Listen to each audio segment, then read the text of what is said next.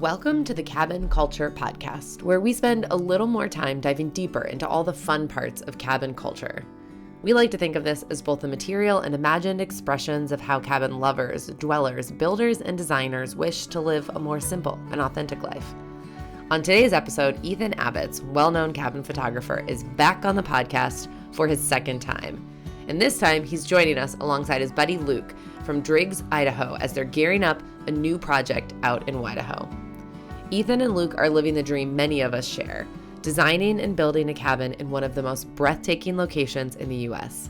They're working on an innovative build for Teton View cabins, bringing their unique skills and passion for nature-connected living to the project. In this episode, we'll explore the journey that led Ethan and Luke to this project, the vision behind their design, and the challenges and joys of creating a space that's in harmony with its stunning surroundings. We'll also dive into their experiences as cabin enthusiasts, the process of building a community around their work, and why Maine really is the way life should be. So get ready to be inspired by Ethan and Luke as we uncover the making of a new cabin in the Grand Tetons and the passion that fuels their creativity. Let's do it. Okay, you guys are in Idaho. You are working on a big secret project that we're about to make not so secret, in conjunction with the folks at Teton View Cabin, where I stayed this winter and got to go skiing. So that is the connection to the location where you're at and how this is all coming together. But I'm excited to hear about, I know bits and pieces of the project that you're working on, but I'm not quite clear on like your roles and what that looks like. So why don't you tell the people where you are and what you're doing? Yeah, so absolutely. So it really is a dream project. It's been in the works since about September 2023. The idea first came about. But in short, we're designing a cabin that'll be an Airbnb rental. It's going to be the second on the Teton View cabins, like within the brand. And it's going to be really special. We put a lot of time into working through the architecture of it. And it's going to be a very unique build. The site that we're working on, it boasts this incredible view of the Grand Tetons from the Idaho side, which is really incredible. If you've experienced the Grand Tetons on the Wyoming side, it's this flat plateau going up to the mountains, and it's incredibly dramatic. On the Idaho side, you still get the dramatic nature of the view, but it's got the layers to it with a couple of foothills in front of it, so you get this depth of range, and it's just incredible. So the site we're working on is an old gravel pit, which is a super unique spot to build. It's big and open. There's only a handful of trees on the site, so it creates a lot of fun, creative challenges to work through on the design front. So the house that we're building is going to be inset into this hill. It's going to kind of feel like a bunker. We're kind of calling it the hill house temporarily. It's going to kind of feel like a bunker. It's kind of backed into a retaining wall on two sides, and then the open sides are facing south, so you get that southern exposure. And on the east wall, we have about 40 feet of windows looking straight at the Grand Tetons, and it's unbelievable. We're really excited. We're working through some permitting stuff and with the engineers and stuff right now to kind of bring it into reality, but hopefully putting a shovel in the ground pretty soon here. Yes. Okay, so your background is in architecture, so that's your role in this project. How did you get hooked up with this particular build? Yeah, absolutely. It's kind of funny. So Ethan stayed at the cabin last summer. For some context, I'm a Mainer at heart. I live on a wooden sailboat back in Maine, and the coast, I'm a Mainer for life. I love Maine. It was hard for me to not be in Maine, period, let alone for a summer. But last summer, when Ethan was staying here, I was out sailing the coast of Maine, having this great time. And the only place that could ever pull me away from Maine is the Tetons. It's just unbelievable. So Ethan posts this picture on Instagram, and I'm like content in Maine. And then this kid's out in the beautiful Grand Tetons, and I find this tiny feeling of envy. And it was just a funny moment. So I reached out, commented on a post, and sure enough, the owner of this property is a wooden boat builder in Michigan. What? It's a pretty... Yeah, so I guess I did know that. That's ringing a bell now. Yeah. Yeah. So it's like the wooden boat community is a pretty small community. So when Ethan found two people, he's like, I might as well connect them.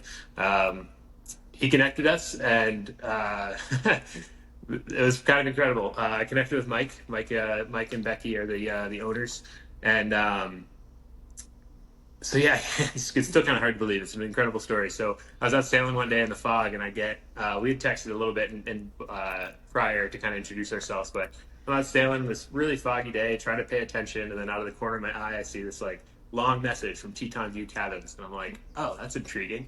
And I pull it up, and Mike presented me with this idea of when he was in his mid-20s, he took a year off from his career and built a house for his family.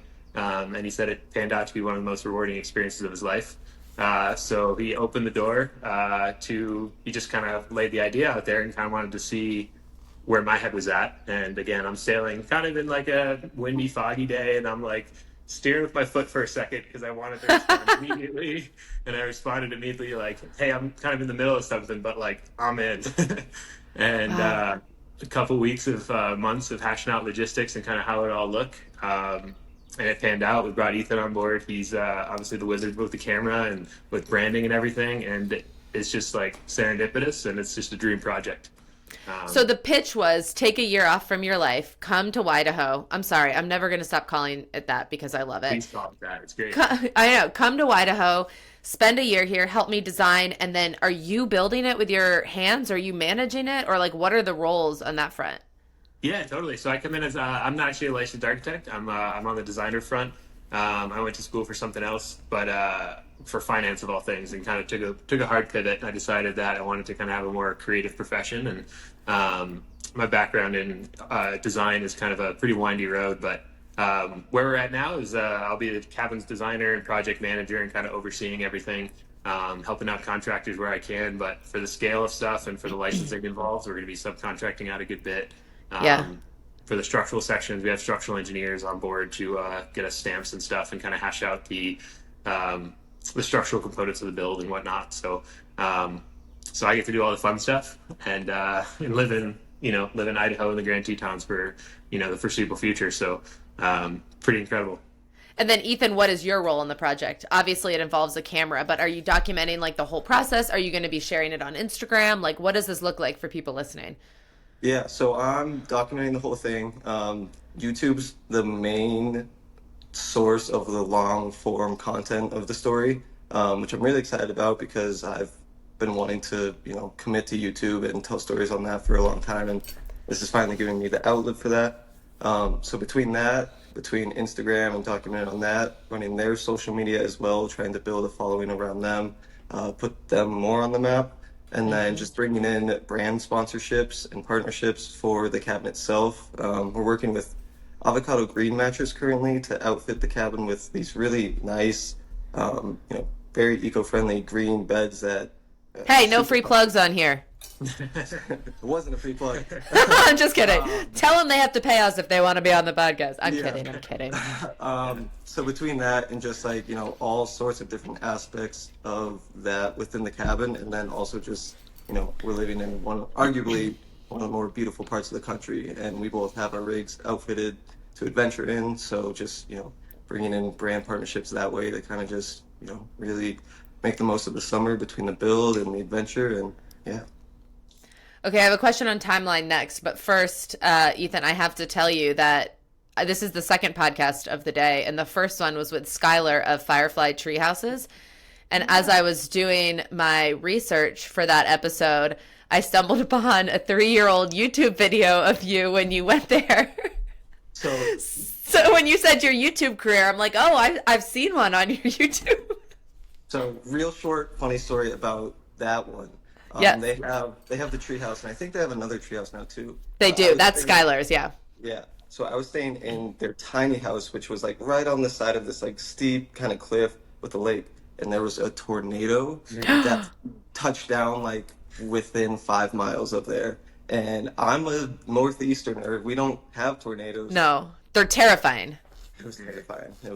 Anyways, that was my story. And do they have a basement or anything? At least you weren't in the treehouse. But if there's no, it feels like you're so exposed.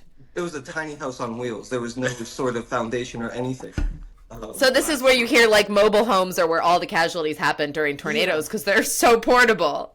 And she's like I forget what it's called, the point that you would go to meet in for safety was the point where the tornado was touching down. So she's like, don't go there. And I'm like, oh, okay. So what did you do? Hid in the tiny house. She's like, there's an outcrop of rockings if you go a little further down the hill. If it gets really bad, I would probably go there. And I was like, I'm not going outside. Did you put a mattress over you or anything? I don't know what I did. I think I blacked out from, just blacking out the trauma of that, but it was a good story. Yeah. Was the YouTube video made before or after the tornado? Probably both. I'm sure I probably talked about it a little bit in that. Maybe I didn't. I didn't finish it, so I can't tell you the definitive answer to that. Not that it wasn't great, but this is the thing about YouTube. Long form content takes a while to watch. So if you're in a hurry, I was like doing my research. I was like, okay, I got the gist. I've seen a little bit of it. Yep. Okay, tell me about the timeline for this project. So how long ago did you move out there, and what is the overall like scope of it? And Ethan, how are you not giving up, but like how are you taking this much time off to go there and do this as well? So we got out here 2.5 weeks ago. Yeah. Almost 3 weeks ago. Crazy. It's crazy of how much has happened since then. And we have a 6-month lease till November, my first ever apartment, actually. Watching this kid Wow. move into an apartment has been hilarious. Wait, tell me more. What, Ethan, have you learned from the moving into an apartment experience? Well, always move into a place stocked up on toilet paper because there was nothing here. You are spoiled. You are used to these high-end cabins where everything is laid out for you. We still don't have a couch. Our living room sitting arrangements are camp chairs. I love that. We've been finding a whole lot on Facebook Marketplace, but it's been fun. Definitely a cool experience. How did you guys meet each other? Was it through Instagram? Pretty much through a mutual friend that I met through Instagram, I assume. Yeah, we were both, living long term out of our cars at the time, kind of just road tripping indefinitely. And I don't know, I guess it's kind of a unique breed of people who choose to live out of the back of cars. We're also New Englanders. Yeah. Our mutual friend was also from New England, so we all kind of met up and yeah. Yeah, our mutual friend Jeremy. Anybody? Yeah. Yeah. Right. Okay, so was the first time you met at Cozy Rock? No, but that was the first cabin we went to. Yeah. Okay. Yeah. Okay, but you had met a couple times before you made this decision to move to Idaho together. A couple of times. Yeah, no, absolutely. No, plenty of times. Went to Costa Rica together. Yeah. Oh, okay. Yeah. So you've done some travel. Yeah, a little bit. Yeah. Okay, so you moved out there 2 or 3 weeks ago. You have not started the build yet. What is the target timeline for this build? Yeah, I'd say sometime, ideally mid to end of June. We're waiting on some engineers to get back to us with some stuff. We're gonna get some permits pushed through, and then, we're taking it in stride. Building a house always takes longer and costs more than you expect, so we're taking it in stride. But within the next month and a half, at the very latest. Knock on Okay. wood somewhere. So I'm intrigued because I was out there and saw the property. I'm intrigued. Is it on the same land as where Teton View Cabin is now?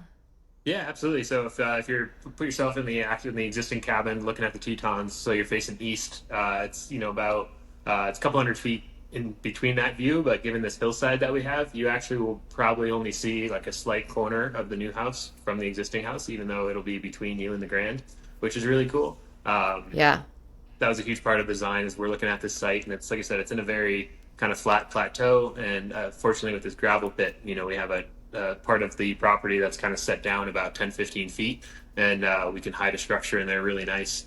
But you could probably attest to this, like the existing cabin, we're calling it the guest house. It blends into maybe not so much without the greenery, but now when the green begins to come in, it blends with the landscape so well. I mean, every time you're driving down that street, sure, you're distracted by the Grand looking right at you, but like even now, like where I know the house, I've been on site 100 times, it's like, it's not until the last like quarter mile that you can actually see this thing. It's this long, Yes. like 2 mile straightaway, and it's so blended into the property. It was really well done. So we tried to kind of carry along that essence into the new design and kind of find a spot where we can kind of really tuck it into the property, not be too invasive to the view and kind of the overall landscape. And I think we really nailed that. So. Yeah. That's one thing that's really unique about this area that I found when I was there is I'm such an East Coaster. And all the cabins that I go to typically are surrounded by trees, right? And so to me, like cabin culture is like you are in a forest. You can't, maybe you have a mountain view, but that's like the most. But whereas in Idaho, it was just so flat. And at first I didn't like it. At first I was just like, I can see everybody. There's no privacy. I don't feel secluded. And then it really started to have this like impact on me where like, driving around there, it just feels different and powerful in a really cool way. The sky's bigger. Yes. And everything's Mountains bigger. just rise. Like there's no like lead up. There's no foothills to it. It's just like Yeah. bam, it is right. Yeah. behind.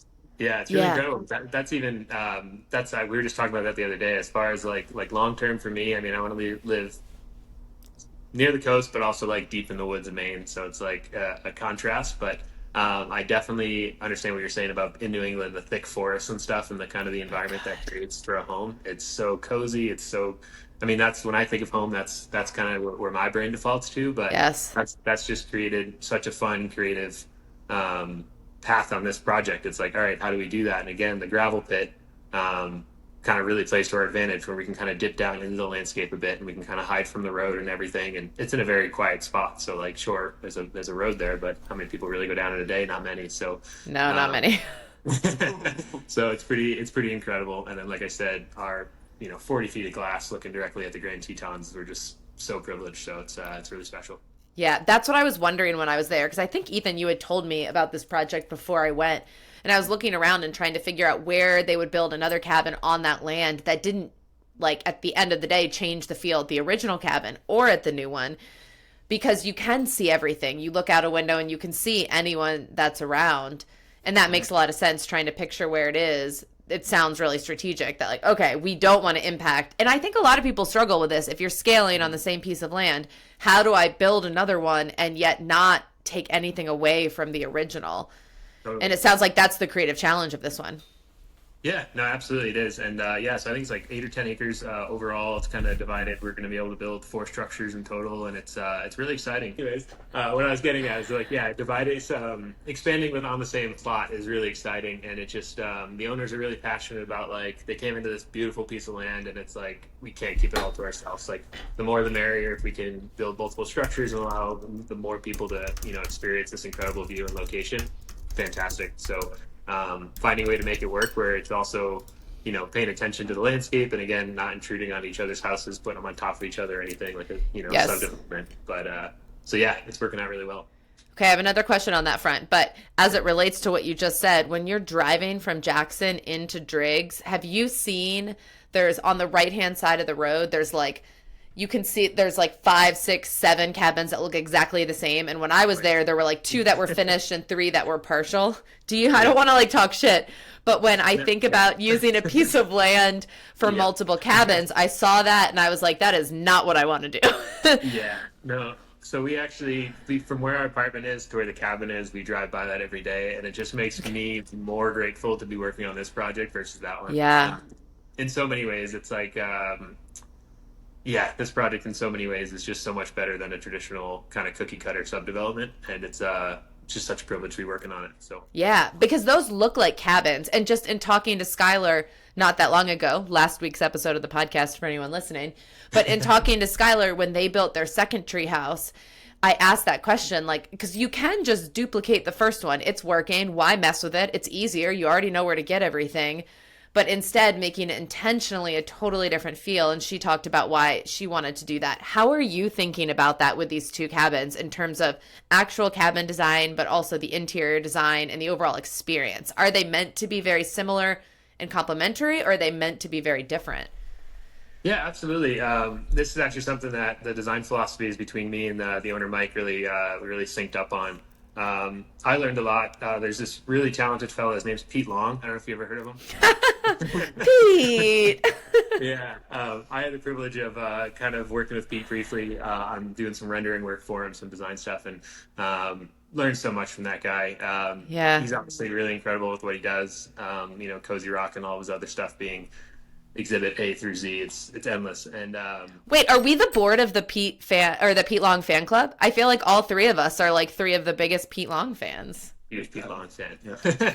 But I mean, thinking about prepping for this podcast just mentally, I was thinking about some kind of design philosophy, and something that Pete really taught me is he had this quote. I might butcher it, but more or less it's something along the lines of like, a design is complete when you can't remove anything else without compromise. Yes. Simplicity, minimalism, that whole thing, and minimalism not being like just as few things as you can have, but everything has a purpose. So that's kind of what we're going for. Is like, we don't want to make it unnecessarily tacky or cluttered or anything like that. There's a time and place for that. Say you have a camp deep in the woods of Maine and it's like a family cottage, that kind of stuff, fantastic. But when it's like this, we're not trying to take away from the view of the Tetons. We're not trying to burden a space with clutter. So they're definitely a modern design, but trying to find simple ways. Maybe this is just the romantic in me, but to like appreciate traditional Western culture and design and whatnot, and work in some of those materials and whatnot. So we're playing with some fun entryway kind of sign ideas and kind of ways to pay tribute to that. But the designs will be relatively similar in the sense of kind of modern, simple, clean design. Nothing, no log cabins or anything like that. Very, probably cedar clad, a lot of glass, stuff like that. Yeah. Yeah.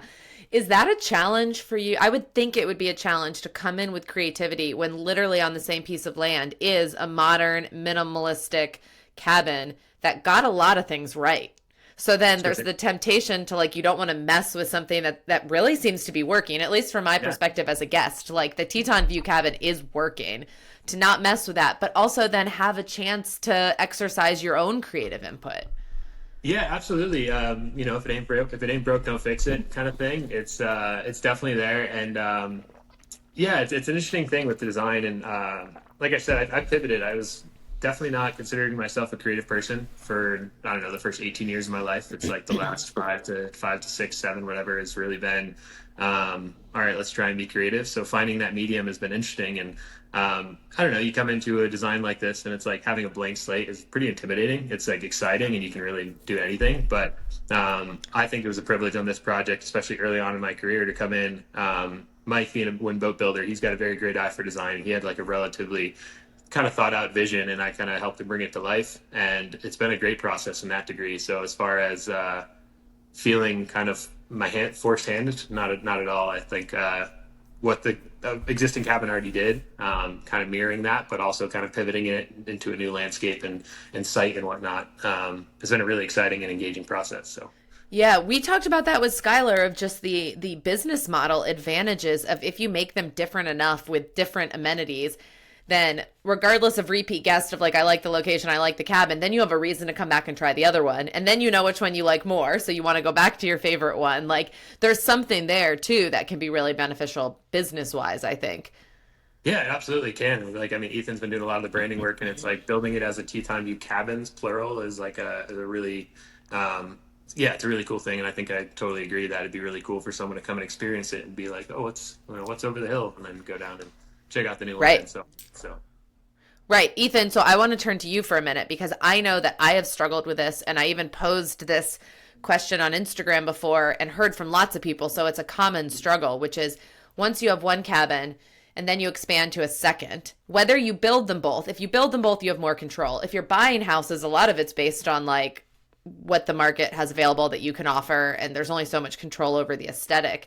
Thinking through how you brand multiple cabins to either different audiences or the same audience. And one of the questions is like, do I start a new Instagram for that one? Do they go under the same Instagram? Talk us through how you're thinking through this challenge, because you're kind of in the beginning stages of it. Or maybe you've done this already. So talk us through how you got to where you are. Yeah, we've definitely, like Luke and I definitely talked about this a little bit, just because, I mean, it is tough. There's definitely, it makes sense to go either way with it. My thought process was, because the current cabin's Instagram was so small already, we saw a lot of potential for growth. And because we liked the idea of Teton View cabins as like an overarching brand, it was kind of, that, at least for me, kind of made it easier to combine them all under one, and then differentiate the cabins based off their names, and just based off within that account. Within that account, yeah. And the name is a really good one. Teton View Cabins is like, could you be more straightforward about what you are, right? Like right. Cabins with a badass Teton view. Yeah, originally it was Teton View Cabin, and I think it was like a week ago, we were like, I wonder if we could available, and it was, and we we're like, done, we're gonna do that, at least for the time being. But like, I'm looking at it now. Damn, yeah. It looks so good. I'm sorry, what you've done with the grid right now looks so good. For visual folks, you're just gonna have to go to the Instagram, but just like I'm just looking at your top 6 right now, which is what I always tell people. There's so much potential. In 6 posts, you can change the entire look of your Instagram. But damn, it has changed since you got there. And these really 6, I mean, that post today, Ethan, is just insane. I love it. And I mean, that's like another reason why, like, being out here and being on site, being 5 minutes away from the pre-existing cabin and the build is so beneficial, because we're able to be present, create content. We're not just relying on past content, which is, it's okay if you have enough of it, but definitely comes with a lot of struggles with that. Yeah, it's like hit or miss, like that Cozy Rock Cabin who was out there last year. Like, you get some content, but like, what can you use it for? Right.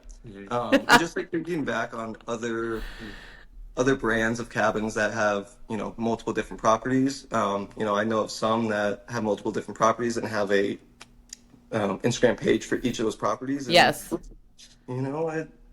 The track record, at least of that I know, you guys aside, is I think it's easier to grow one page well rather than try and grow multiple pages. 1,000%. We're a good example of that, Ethan. I know you're kidding when you're like, you guys decide, but like I have Instagrams for each of the cabins and the other two are doing nothing for me. We don't get any bookings from them. It's all from the one that I spend time on. So I think that's a really good example, actually.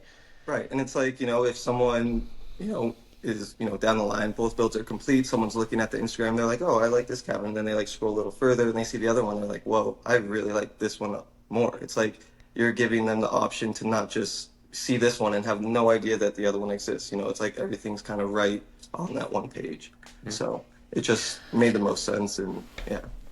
Luke, how much do you think about this in the designing of the space? And how much, I mean, the two of you live together, so that obviously you probably talk about it a lot, but like it is interesting to think about building a cabin in the era of Instagram as a tool for marketing your cabin. Like how much are you thinking about this will look good in photos, or we want to do this different enough so that on our grid you can tell the difference between the two cabins? How much is that part of conversation or not at all? Yeah, it's definitely a consideration. Again, when I started leaning into architecture at first, you don't really think about designing short-term rentals. You think about, for me, again, I think more so about like designing family homes and kind of creating those experiences like within a family residence and whatnot. That's kind of where I definitely lean towards the residential versus the commercial. Yep. So it's been, again, like I keep the creative stimulus of short-term rental. It opens up so many things, right? It's like, there's this philosophy in architecture that like if you have this beautiful view, you shouldn't have 40 feet of windows, because within a week you'll like not appreciate the view anymore. You'll just walk by it and it'll just be there.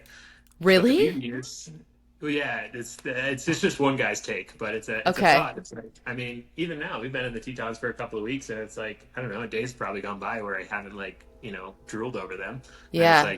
It's crazy, but that's where the short-term rental dynamic is like really exciting, because you can really take advantage of this kind of stuff, because you're there for a few days. You want every inch of that view 24/7. Yes. Really beautiful stuff like that. So it's definitely a consideration, but there's a few other things of the experience and kind of what you're trying to cultivate that are definitely on my mind, and kind of a bit different when you're thinking short-term rental versus, permanent residence. So, but also trying to find the balance, because maybe this does become a permanent residence one day and you want it to be, obviously design comes first and all that kind of stuff. So not cutting corners in any way, but it's definitely a fun puzzle to think, all right, how can we kind of, gear towards short-term rentals, but also not sacrifice on design. So it's been a lot of fun.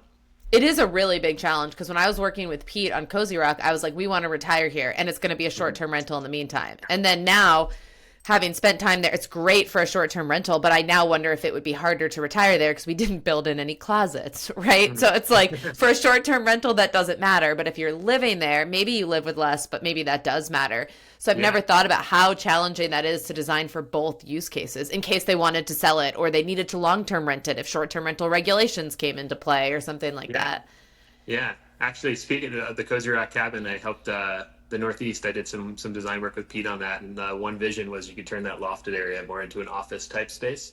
Maybe that's what we want to do. Yeah, more of a compact kind of sleeper bed, and maybe throw some bureaus up there and stuff. That's literally what we're trying to think about doing.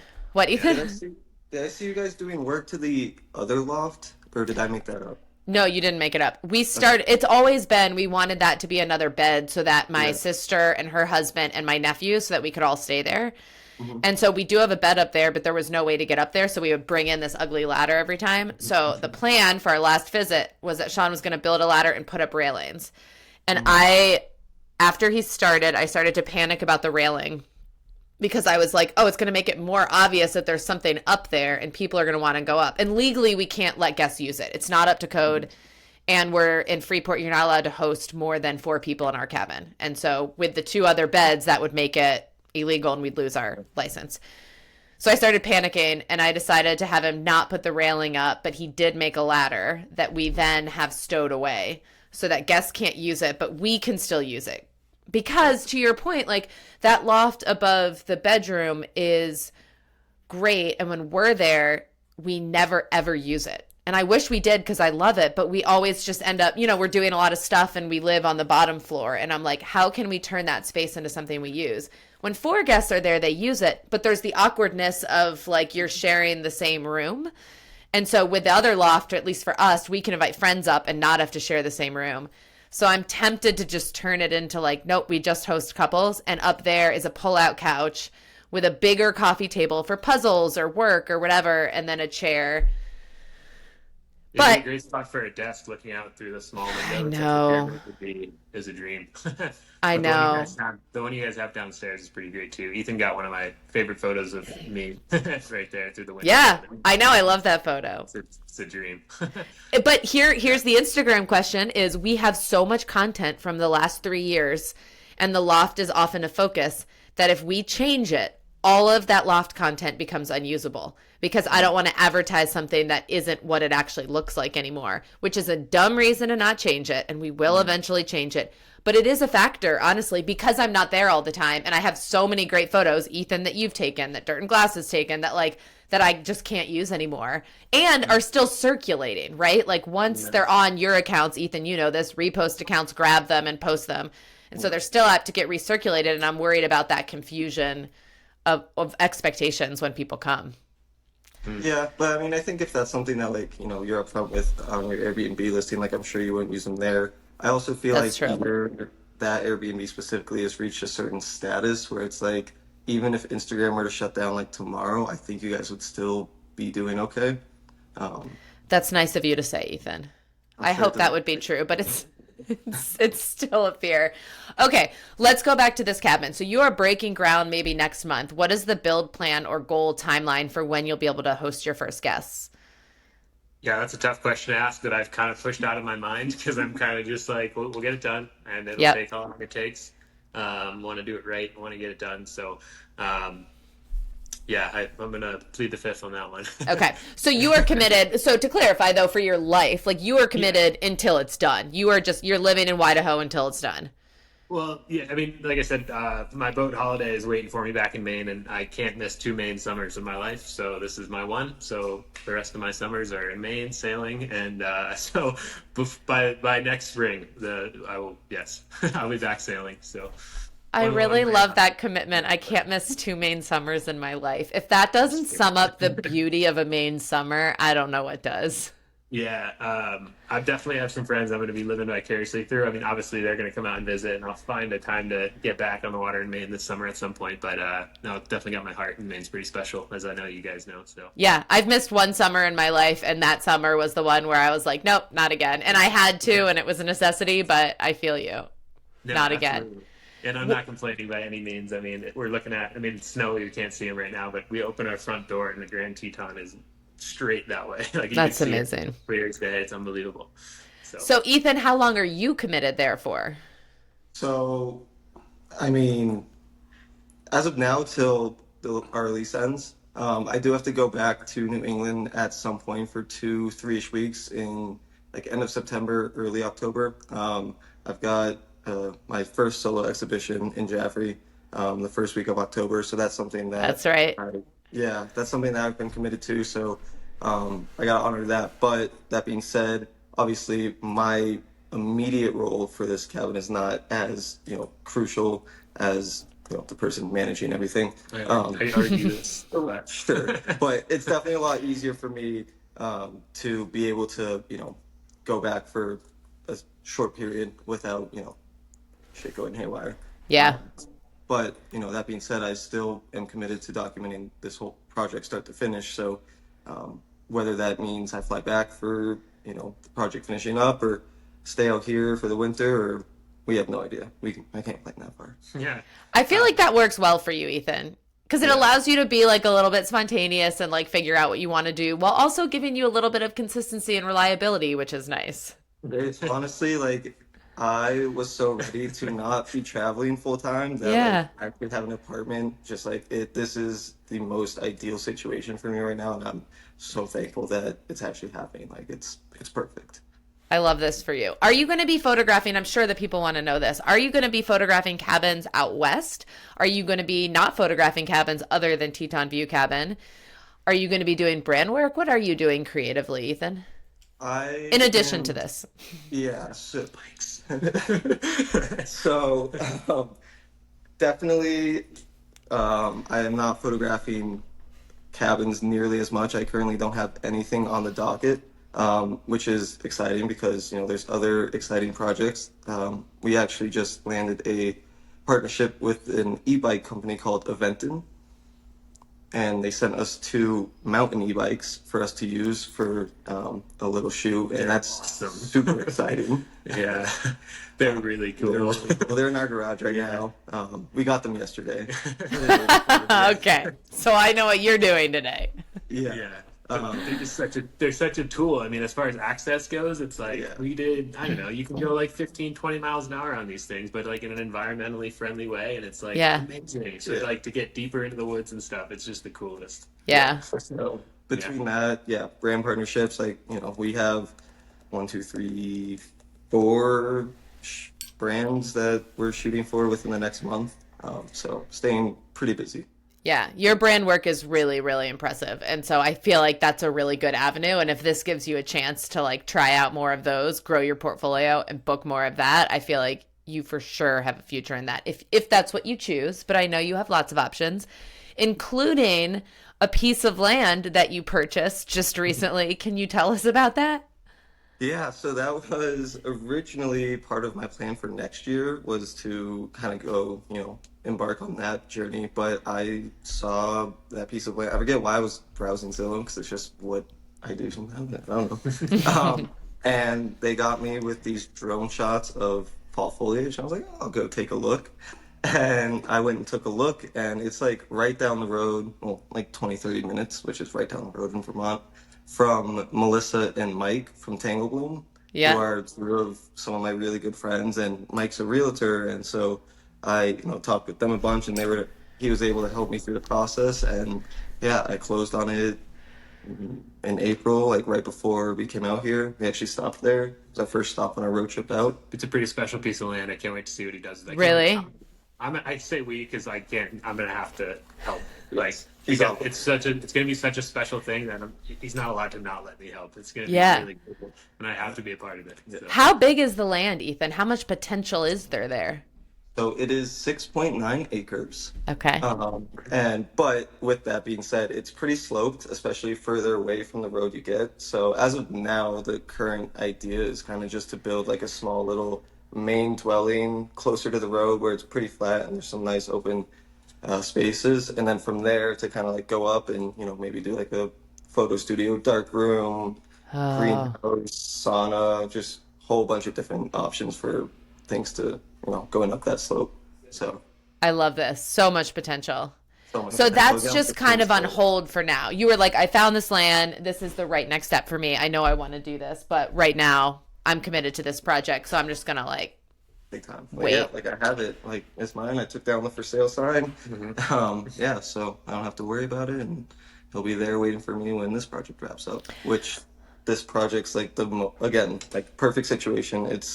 I'm gonna learn a ridiculous amount and watch and document the actual process of actually building something from the ground up, using it as like a kind of not practice run, but first run of seeing how viable this type of work is for brand partnerships. yeah. Yeah, just a whole lot of stuff. Yeah. I honestly feel like I kind of wish I had taken more of that approach. I have no regrets about Cozy Rock, but I don't think enough people buy land and exist with it for a little bit. And I can't remember if it was Pete or someone else who recommended that. Keep it for a full year, see it in every season before you make decisions on where to build and how to build. Like really get to know the land first. And so many of us, and I think it's driven by capitalism and impatience, both of which I'm sure played a role in mine, of like, well, I can't make any money off of it until I build something. And I'm so excited to have this land. I want to build my dream cabin. But that meant that I went through the whole design process in like a month. I think we broke ground like a month after we bought that land, which feels in retrospect kind of rushed. And you get to visit it in different seasons and really sit on it, learn stuff from this move, and then apply all of that. I mean, you've also learned a ton just by seeing so many cabins. But how are you approaching that time and what you're going to do with it to think about the strategy behind it? Yeah, well, I mean, like I said, I visited a couple of times in the winter and then a couple in the spring, so I kind of did get to see it.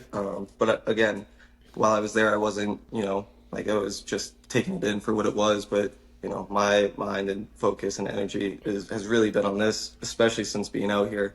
But, this winter, if I am back there, I'm really gonna, especially if I go back there in the fall, spend a night camping there. No one can tell me I can't. It's yours. Yeah, it's fine. Which is so wild. The first time I was legally there as the owner of it, within like 5 minutes, a car stopped on like the side of the road. They're like, "What are you doing?" I was like, "Taking pictures." She's like, "This isn't your land." I was like, I just bought it." She's like, "Oh, you bought it?" I was like, "Yeah, like just closed on today." She's like, "Oh, welcome. I live right up there. I was just curious." Okay, that's information about the neighbors. It could be either a good thing or a bad thing. Yeah, she's protective of the neighborhood. Not bad. She was friendly as soon as she found out that it was mine. So, yeah. Yeah. I wonder how many other people she's had to stop on that land to make her worry about people who are there. Okay, it's time to play favorites. You've been to so many cabins, Ethan. What are 3 things from 3 cabins you've been to that you are for sure going to integrate into your cabin? We should probably remove Cozy Rock from the equation. I've asked him this question, what's your favorite cabin? And he always says... I say they're up there. I don't play favorites. I play like top 5. He's like, hey, we're on a podcast. I can't say it out loud. Although I know another one of your favorites. Yeah. I think for this cabin, obviously I want to start, fairly small. I'm not looking to build anything massive. And I think with that, I do want to do a loft just because like I love lofts. Yeah. Such a big part of like my early cabin career. And they just, yeah. So I think that, and again, that's something that Cozy Rock did really, really well. Lots of folks do that, though, so I won't take credit for that. Yeah. I mean, the original Raven House, honestly, that loft is what made me find it on Instagram. And made me want. Raven House, I stayed there in 2019. Yeah, and that was a special spot. I read Into the Wild while I was there. And, oh, my God. Yeah. When Pete told me that he didn't own that anymore, literally, I have never felt sad. I didn't know that. You're breaking hearts here, James. Uh-oh, what if this isn't supposed to be public either? But like my heart broke because it had always been a dream to go see it because it was the photo that stopped my scroll and made me reach out to Pete and say like, I want to work with you because it was just so epic. Yeah. Well, actually, let me take that back. It wasn't epic. That's what I think I liked about it. It wasn't like Teton View Cabin is epic. You stop your scroll for that one and you're like, what? Like, especially your pictures of it, Ethan, because I took a lot of pictures there and mine don't scream epic in the same way that yours do because I didn't bring the right lens. But anyway, but that is epic. The original Raven House loft, I feel like what I loved about it is there wasn't anything super extraordinary about it, but it was a feeling in the way that it was designed and the way that it was captured just communicated that feeling. Yeah. I've had some design mentors kind of like it always comes back to good design is landscape first, right? And it's like this landscape that we're working with is epic. Just by itself. Yeah. You can put it together. I mean, it's the landscape is just epic. And it's really cool to see design like the OG Raven House, like, in its own right, that was probably an epic piece of land. We've never actually seen the piece of land, but it's kind of more quaint in the woods, on a nice piece of water. Right. And it's like, all right, let's design the house to match the landscape. And that's just such a good philosophy to kind of to lead by. Yeah. And Luke, I don't know if it does this for you, but I grew up going to a family camp on a lake in central Maine.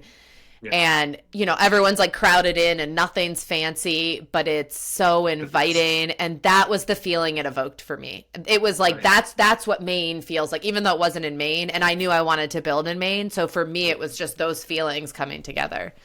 No, absolutely. Those quaint camps in Maine are like the dreams, and I don't know how I'd monetize it yet because I don't think most people who design camps hire an architect. But I mean, if I could just get paid to design camps in Maine, I would be happy as a Yeah. clam.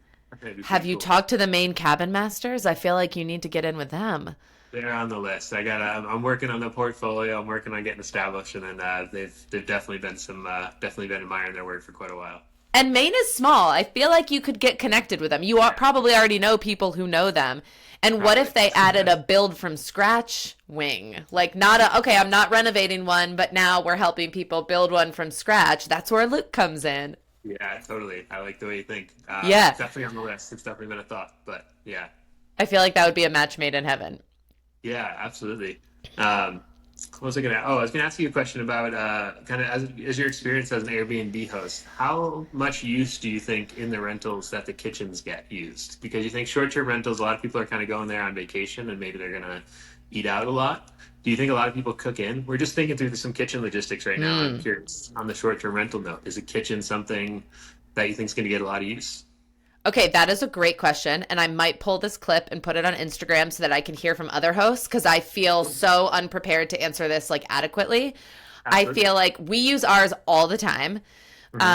We did not use the kitchen at Teton View. That's not true. Sean made me eggs every morning, which is what we usually eat for breakfast. So he did use it for eggs, but we didn't cook, I don't think, a single meal there. We ate out the whole time because we were there to go skiing and that was the priority. But I do know that Cozy Rock guests use it a lot. And I think when you design an epic cabin that people, I'm not trying to put Cozy Rock in that category, but when you design a cabin where people are coming for the cabin and not just, oh, I'm traveling to this place and finding some place to stay while I'm there, then I do think we have very much romanticized, in my vision of cabin culture anyway, the idea of like, I don't have to leave the cabin. I actually want to cook dinner here. I want to sit by the fire. I want to make breakfast here. And I do think the kitchen becomes a key player in those cabins. Absolutely. And it's a balance, right? Because, I mean, one of the downsides, quote, quote, downsides of Airbnb is kind of like almost like overpopulating these small towns, especially like Driggs, which is a beautiful Western town. And so there's definitely an argument to be made that if you do a more minimal kitchen, you encourage people to kind of support the local economy, which is great, and eat local, which is cool. Oh, that's but a good also point. At the same time, I'm an Italian, and the kitchen has always been the center of a house, and it's like, so for me, it's like I always kind of start with the kitchen. So like, it's a fun creative challenge to find the mix of those two. And, but I mean, Cozy Rock's kitchen, it's like if you don't cook in there, what are you doing? I know. I do feel like when it comes to cabin culture, I feel like the kitchen is an important part of it. And I will say at Teton View Cabin, the location of the kitchen makes a ton of sense for efficiency because it is just kind of a cube. Yeah. But it doesn't have that central, even though it is, I guess, technically central, it doesn't have that open feel that would make me, like, would invite me to spend an evening there, like, cooking a meal. It definitely has a feel of an efficiency kitchen where you can make what you need to, but you wouldn't spend a lot of time there. And that might be exactly why we didn't spend a lot of time there.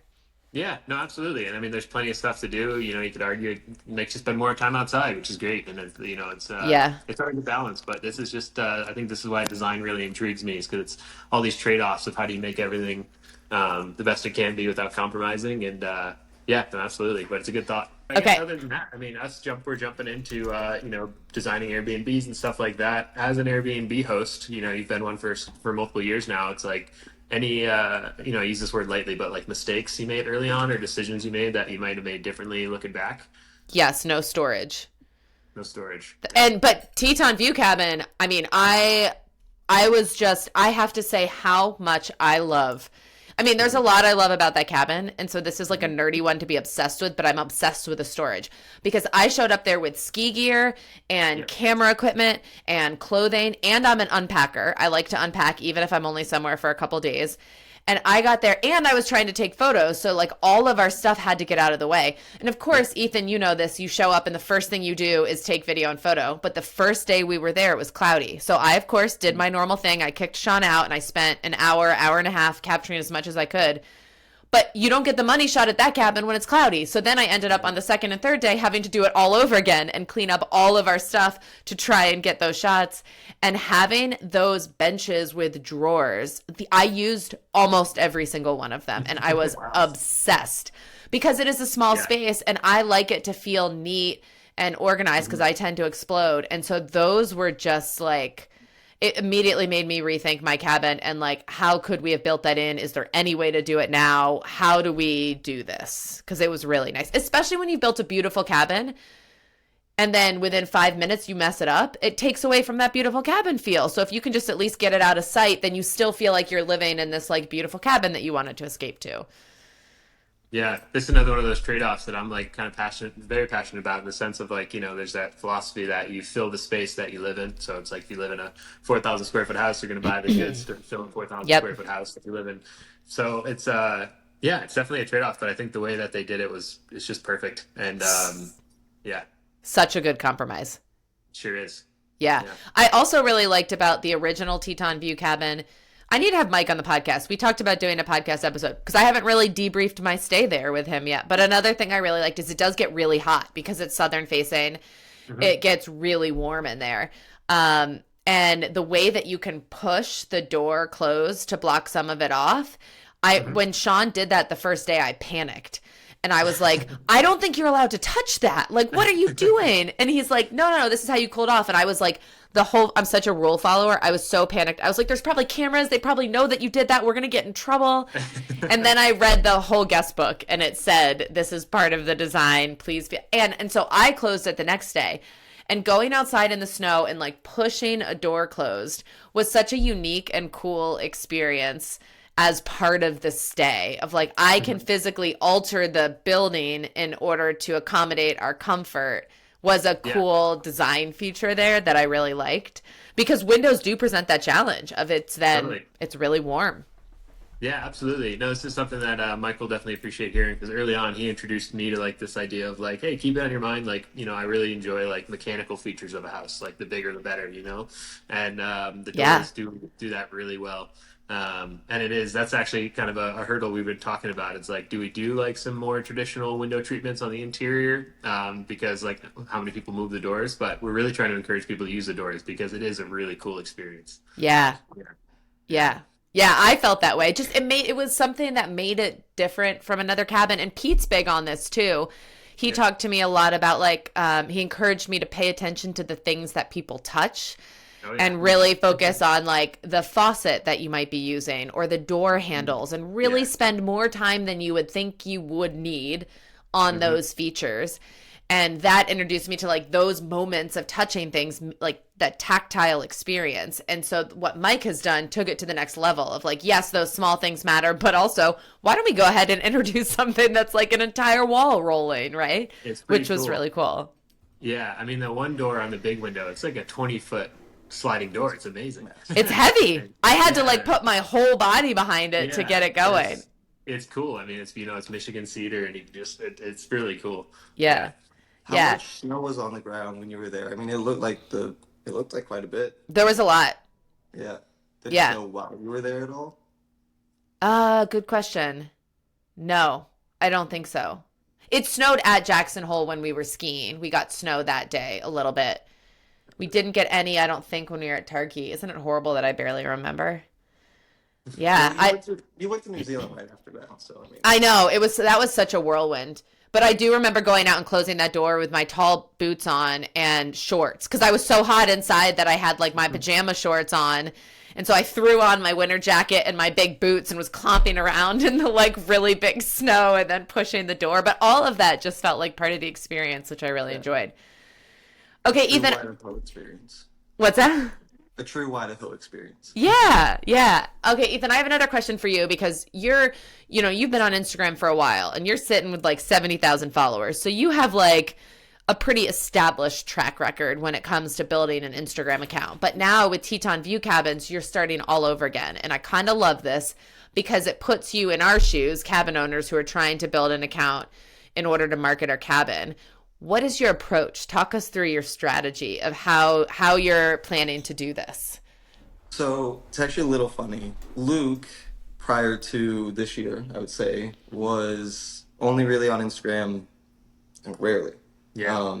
But at the start of this year, he really dove into it, and seeing him fired up and like into the whole Instagram and like getting excited about it really kind of pushed me to get back into it and get excited about it again because I mean, I'm sure as you know, Instagram is not easy, especially when you have been doing it for six, Yes. 7 years.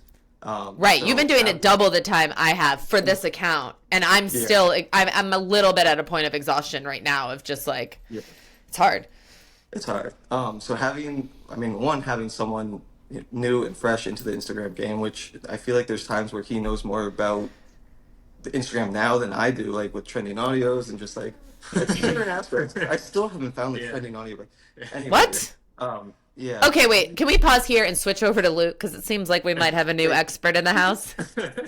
Luke, but I'm gonna come back to you, Ethan. I do want to know about your strategy. But Luke, I want to know. I want you to share that excitement for anyone listening who's feeling burnt out or exhausted. I want you to share a little bit of it. What is it about Instagram that his Instagram handle? So everybody go to this before he starts talking about it. It's at Holiday in Maine, which I love.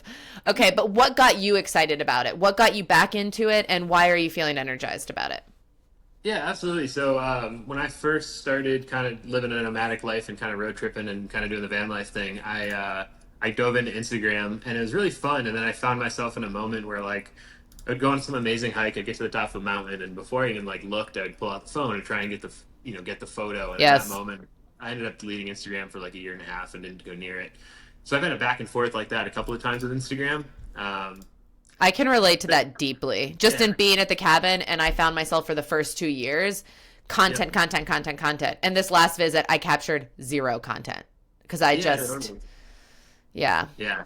But it really all comes back to community for me. It's like this idea that you can meet people around the world who are like-minded that, unless they live across the street, you're not going to meet them or live in yeah, your town. Like this idea of just expanding your community and at this day and age, really globally, is really cool. I mean, Ethan and I only connected because it's social media, which is really cool. And the opportunities it provides, like if you pursue social media as a career, you could, and if you do it, genuinely and authentic to yourself, you could put yourself in a situation where you're living your dream life and getting paid to do it. And the yeah. cooler, the more intensely, the more passionately you live that life, the more successful you can be. And that doesn't sound real. That didn't even sound like a career path. It sounds unbelievable. So leaning into it that way. Also, I have to thank Holiday, largely in part for it. So for context, Holiday is, I live on a 1951 wooden boat back in Maine, and she's beautiful. She And is. she just has such a story and something that I just love sharing with people. When I started sharing, a lot of people were inspired by her and the story. And, similar to community, this ability that you can inspire other people by kind of sharing your day-to-day life. And then, that circles back to inspiring you to live a more passionate and inspiring life. And Yeah, it's just this circle of it's just a beautiful circle to be in. So, yeah, really it all comes back to community and the community that it creates. And obviously there's a dark side of social media that is, just scrolling and just mindless content and all the stuff that you can get wrapped up in and kind of like pulling away from like just really going out and living your life and envy and all that stuff. That stuff sucks, but if you can find a way to kind of stay on top of that and see Instagram and social media for the positive side, it's yeah. beautiful. It's a really cool thing. Yeah, and I actually think the big takeaway of what you just said is like just living your life as passionately and authentically as possible. Because when you do that, you don't get sucked into the envy, because you're like, no, I'm living my best life, right? Like you might have moments of it, but it goes away a lot faster. Yeah. And people like following that more. If you're trying to create what you think is a successful Instagram, I find it hard to believe that that will ever be as successful because what we really want to see are people just living life passionately and authentically. And it's easy to tell when people are and Totally. when they're not. Yeah, and a huge switch for me too is like you could really use it to your advantage, whether it be like right now we're trying to kind of find some cool brands to work with, and by like constantly searching for those brands and looking for that content, the what's it called, the Algorithm. algorithm will push it towards you. The algorithm will like send you the stuff you're looking for, and you're like, oh, thanks algorithm, and you're like, I've been like used by the algorithm so much when you can actually use it. And same thing goes for like inspiration. If you follow accounts and you engage with accounts that like really motivate you to be your best self and whatnot, it's just going to send that stuff your way. That's And right. the more the merrier. It's awesome. That's right. Yeah. Ethan, it's also just like trending audio. The more trending audio you use, the more the algorithm feeds you trending audio. Yeah. Yeah. But he should. Yeah. Anyways, yeah. But back to the growing the page. Like I'm excited to kind of have a fresh slate. Obviously, I still have mine. And I'm still gonna post on that. But it's cool to kind of have another project to kind of grow and hopefully grow a community around it. And I remember you guys. I forget what you grew yours to before you actually started taking bookings, but I'm pretty sure it was a pretty substantial community around you. And by the time you opened your books, you had people who had been following you for a while and were like ready to book. Yeah. And that's something that that's one of my goals, is to kind of do something similar to that. But definitely looking at your page, Retreat at Fall Branch, Spencer, that Yeah. he really does Instagram well. And he's an authentic, passionate dude, right? Like, I think that is another great example of, like, he just loves Blue Ridge, Georgia, and he loves what he does, and he loves creating experiences for people. And it's you meet him, and it's 100% who he is. He's passionate about what he's doing. And I fucking love Maine. And, like, honestly, when I was building, I was just so thrilled to be there all the time. I wish I could show you. So the flag that I fly on holiday, the pine tree and the star, it has written along the banner, "I fucking love Maine." Really? I swear to God. I'm looking at pictures of it right now because I'm on your Instagram. Long story short, I worked on another boat, and then my first wooden boat that I worked on in Maine was an old schooner up in the mid coast down east. And every morning I would just stand on the bow and say, "I fucking love Maine." Yeah. Jump in the water or something. It was Yeah. awesome. Maine is so special. That was the first time I ever said it quite that organically, but now maybe. I always say, isn't this the way life should be? That's what I always say. In every moment, I just look at the people with me and I'm like, tell me this isn't the way life should be. No, totally. But back on the social media note, a good mantra that I come back to is when social media was originally invented, it was called social network, and that's it became social media because it's marketing world, but social network in itself, that's a beautiful thing. Social media, the marketing and all that stuff, that kind of taints it a little bit, but if you can pay attention to the use of it as a social network, it's the greatest tool ever. And I would just be kicking myself if I didn't spend my life, being in the age of social media, like utilizing it for what it is and using it as a tool for good. Yeah. Heck yeah. Yeah. Ethan, if I had one piece of advice for you for the build process in saying that you want to build a community around it so they want to come, that I regret about mine, who thumbs downed me? What? You guys didn't see that? No. Did it? It did a thumbs down on the screen. If you're watching on YouTube, you will have seen that. I think because I said if there was one thing that I did wrong or something that I would do better next time. Anyway, it gave me a thumbs down. Thought you did that. Would be that I documented it all in my stories, which I'm not saying don't do that because it was really good for building relationships. And I think a lot of people, because they would DM me, they would just reply to the story and then we'd have a conversation and we built a lot of relationships that way. So I think a lot of community built during the build. But we only had like 3,000 or 4,000 followers when we launched, I think. And I wish that I had done more progress reels. I did not use reels until the cabin was done. And they're not as powerful now as they were when I did start using them. But reels are how you know this, but reels are how you find new people. Stories are how you get them to know, like, and trust you. And so if you're trying to grow it, I do wish I had made more reels. And the episode of the podcast that came out today, if you haven't listened to it, Just Do It Amanda is the queen of this. She's renovating a whole motel in Graybull, Wyoming. She's badass. I love her. You should follow her. But also, she's doing such a good job of bringing people along day to day. And now she's doing all of it herself, so she has a lot of content. But the takeaway, I think, is that people want to be involved in the process because then it feels like they were there for the journey, so they want to go visit it. And I wish I'd done more of that in Reels. Good to know. Thank you. Yeah. I'll take any and all tips. Yeah. We had some fun ideas of how can we engage followers in that regard. And like one idea was like, we have a bookshelf in the house. Like maybe instead of just buying a bunch of books on our own, we could invite followers to send them one of their favorite books, put a little note on the title page and send it. And then it's on the bookshelf. It feels like, and then it'll populate this bookshelf for us, but it also like, all right, a little piece of me is in the house. Was that Ethan's idea? Really? Because that's exactly what we did at Cozy Rock. We did a giveaway. We made Wow. koozies for Cozy Rock, and Amazing. we mailed koozies to everyone who wrote us a book recommendation. And they had to write 3 amazing. sentences of why it was their favorite. We didn't make them send it to us. I bought them all off Thrift Books. But we put our guest book has all of their recommendations in the guest book so that someone can then go to our bookshelf and like find a curated recommended book. But I agree. I think it's a great way to build that relationship and have Yeah. people engaged in what you're doing. I would highly recommend that. And also selfishly, I read almost every single one when it arrived from Thrift Books during the build. I just had constant good books coming to my door that I read before That makes putting so them on much the sense. bookshelf. Your guys' bookshelf is just So top good. tier. I mean, it's like I remember the first time I got there, I always go straight to the bookshelf, and I'm like, I need to stay here a million times To read all of it. Yeah, I'm so gonna that go will be through yours this. too. You should totally do Yeah. that because I think Good to this idea. day that bookshelf is still one of my favorite. And afterwards, guests will sometimes leave books. If they bring a book to read and they're done with it, they'll leave it there. And we tell people take them. If you don't finish the book, take it. And then either Yeah. order us a new one off Thrift Books or just mail it back when you're done. Yeah. But I love that people, and we've had authors stay who bring a copy of their own book and put it on the shelf. So it is a Wow. really cool way to build community. Yeah, absolutely. Wow, that's so cool. Yeah. Another question I had for you, if you don't mind me turning it around. Yeah.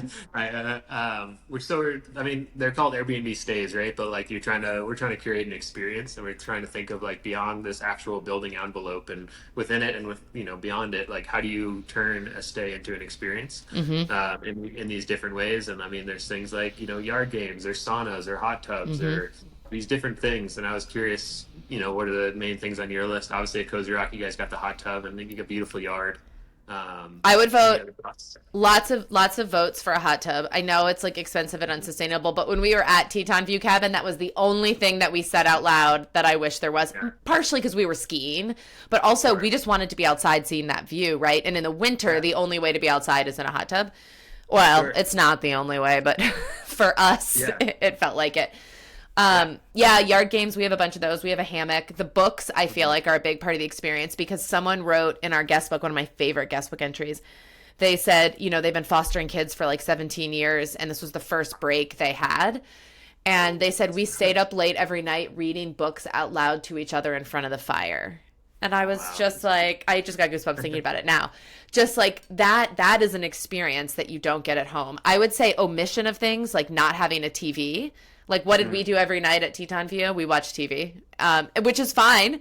I'm glad there was a TV. Sean and I spent a lot of time together. It was fine. But, like, if you're trying to create an experience, think about the experience you want to create and what things could get in the way of that. Oh yeah. And then also like the games that we stocked at Cozy Rock are all intentionally 2-person games that we love to give you something to do. And I will say the cabin we stayed in New Zealand didn't have like Wi-Fi or power or anything. And the first night at like 7:00, I was like, I'm bored. What are we supposed to do? But we ended up reading books out loud to each other because of that guest book entry. And now we do it sometimes at home. But giving people something to fill that void with will then make them not feel the void of like what you don't have. And they did not have any games or anything for us to play. So there's a certain beauty on pushing through that boredom though, and like the kind of sitting in it for a while and the things you can find. So I there's agree. balance. I think that boredom was more indicative of my dependence on technology than it was of their lack of amenities to make it a good stay. We all have that dependency, so yeah, exactly. But this is the beauty of design and architecture. It's like what really grabbed me. It's like looking beyond, like, all right, we're not just designing what things look like. We're designing how you experience things. And That's move through right. the world. How cool is that? That's right. But I feel like we should do a check-in, like in like 6 months when you're halfway through the build. I would love to see Ethan, how the social media is coming along, Luke, how the build is coming along. I feel like it would be really fun to like track the progress of this project. Absolutely, we'd love to. Okay. This is a great time. We really appreciate your time, Janice. Yeah, so good to talk to you guys. Yeah. Thanks so much for joining us, and if you liked what you heard, feel free to leave us a 5-star rating on Spotify or share some of your favorite parts over on Apple Podcast. If you have feedback or suggestions for the future, you can also find me on Instagram at Cozy Rock Cabin. Looking forward to next week.